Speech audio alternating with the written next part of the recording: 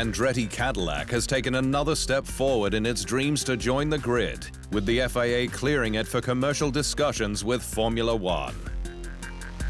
The American squad was the only candidate to meet the governing body's criteria, which included sustainability and societal impact components, with the 3 other applicants informed of the decision. Andretti now enters complex negotiations with F1, which will determine whether it's granted an entry. Key to these will be payment of an anti-dilution fee, which is set at $200 million US, but could skyrocket via team pressure to $600 million. I congratulate Michael Andretti and his team on a thorough submission, said FIA President Mohammed Ben Sulayem in a statement. Daniel Ricciardo says that he's excited to race on with AlphaTauri in 2024, with the Australian enjoying his second win, following time spent on the sidelines earlier this year. Ricciardo is recovering from a broken hand sustained in opening practice for the Dutch Grand Prix, with time spent back in his native Australia and a simulator session this week set to determine whether he'll race in Qatar, but says he's ready for a full-time blast next season. The first part of this year, I learned a lot about myself and I think what I want and how I want to go about my career moving forward, and it really reignited me and gave me that like second wind that I was hoping for, but I wasn't forcing. So now that I got that and have something confirmed for next year, I'm a very, very hungry young man again.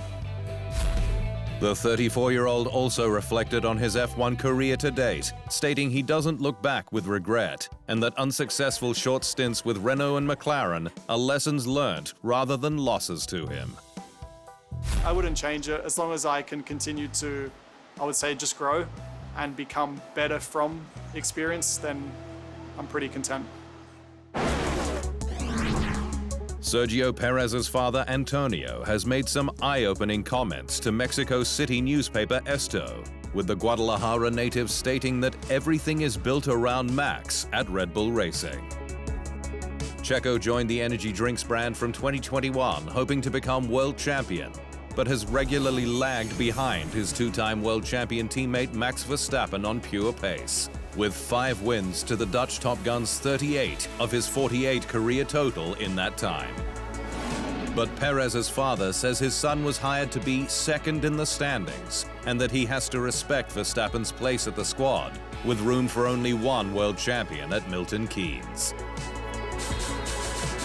The car is tuned for Max, who likes to have a lot of grip at the front of the car, he said. Checo prefers grip at the back, but he has to drive a car that is tailor-made for Max.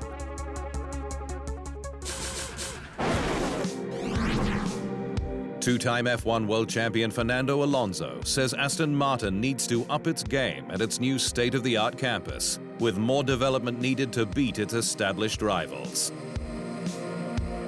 The ambitious Green Squad began this season as F1's most improved team, with Alonso scoring 5 podiums from the first 6 races for second in the constructors' standings.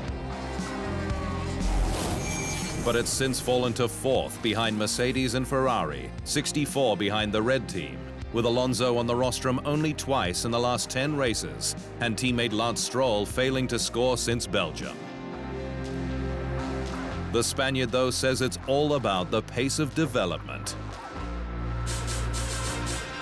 This is a very new team. This is a new position for us. And even the new factory is just aiming to match this kind of development that other people can do during the season, he said. Haas driver Nico Hulkenberg says he expects musical chairs for F1's 2025 season, with more than half the grid then out of contract. F1 is set for new power unit regulations from 2026, enabling a potential change in the sport's competitive order, with drivers set to gamble futures on the expected outcomes. And there will be options galore, with 1 seat at Red Bull, 2 at Ferrari, Aston Martin, Williams, Haas, and the soon-to-be rebranded AlphaTauri. The status quo remains at Mercedes and McLaren. And the Hulk says he sees a lot of switching coming up. The musical chairs, I think, will move in and work quite a bit next year, and I think naturally things will fall in place for people, he said. Mercedes says it will continue to bolt on new parts to the car in the final 6 races, with the squad not just fighting with Ferrari for second in the Constructors, but targeting learning for next year's W15. Mercedes' runner-up spot is now under serious threat from the Scuderia, with the gap down to 20 points after it outscored the Silver Arrows by 36 over the last 4 rounds. So new parts will be crucial in finding precious extra tenths to stay ahead. There's plenty of things we can do with the current car, which will both make it faster and aid our learning and understanding to develop next year's car. And that's what we've already been doing and will continue to do. So the new parts we bring to the track do both.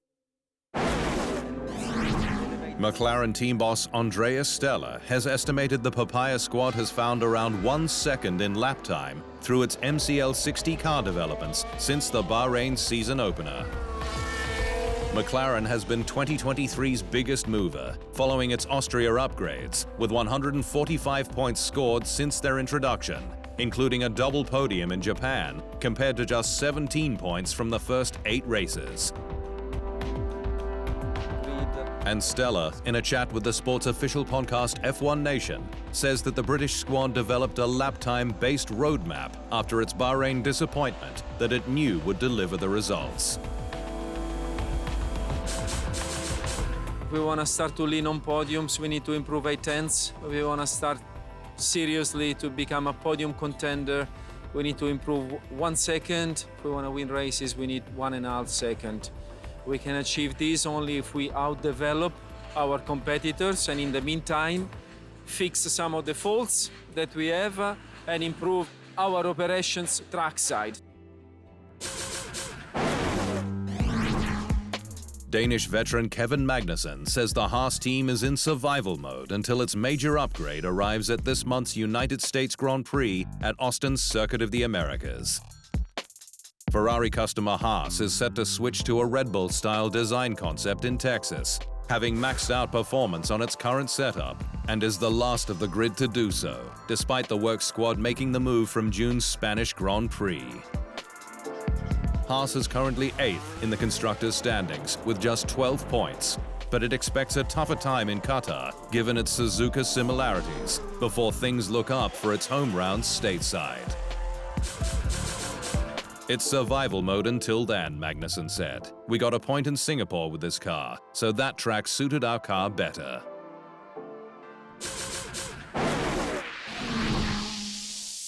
Toyota says it's clearly not considering a return to F1, despite McLaren signing its factory driver Ryo Hirakawa as reserve, and the two brands set to work together on driver development and performance. The Japanese manufacturer had a work squad in F1 from 2002 to 2009, with an estimated $2 billion spent and just 13 podiums scored. But while Toyota was back at the Japanese Grand Prix with a delegation, including chairman Akio Toyoda, advisor Kazuki Nakajima firmly said it's not planning to rejoin the grid. I can clearly say that it's no and nothing to do with it. For the future, we never know, he said.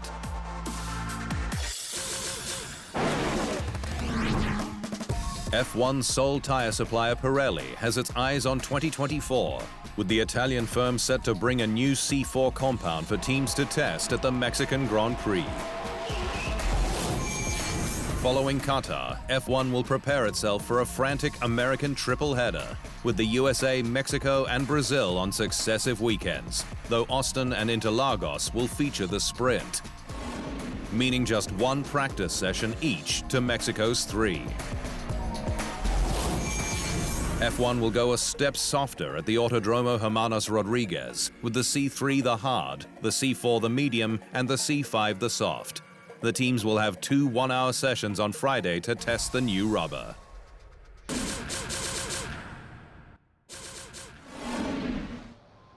Thanks for watching.